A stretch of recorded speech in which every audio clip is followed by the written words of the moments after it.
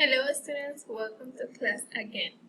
Today we have one person, one of your classmates that is starting a new year. So happy birthday to you, Amner. God bless you. After that, we are going to start with our language class. Today is Tuesday, September the 22nd, 2020. Remember that yesterday we started to talk about the tenses of the verb on page 84. So, tenses of a verb in page 84. Yesterday also you wrote this in your notebook. So yesterday we were talking about two different tenses inside one verb. So, on page 85, today we're going to continue with the third tense of a verb. The third tense of a verb is called future tense. Verbs that tell us about something that will happen are called future tense, and the word will usually comes before a future tense verb. So please, in your notebook, copy this information about the future tense. Copy this part in your notebook, please. After that, yesterday we were talking about exercise think B and write C as homework, so today we're going to develop exercise think A here. Okay, here I have it. Exercise think A, page 84.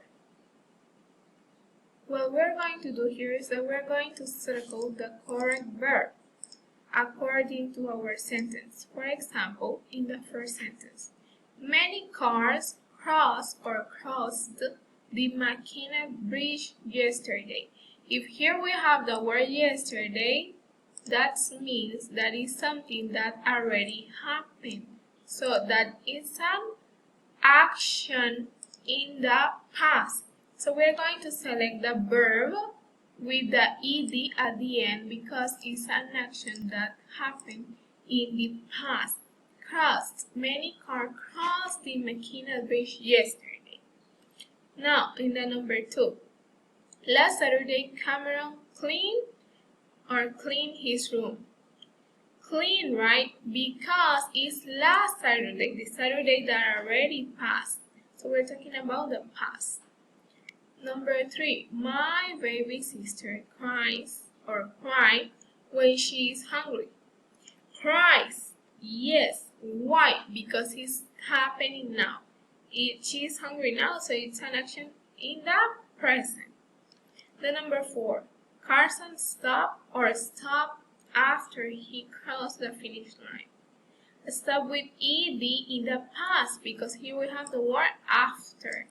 That means that there's something that passed after that. And the last one, the number 5, it says, Mom smiles at me when I make her proud.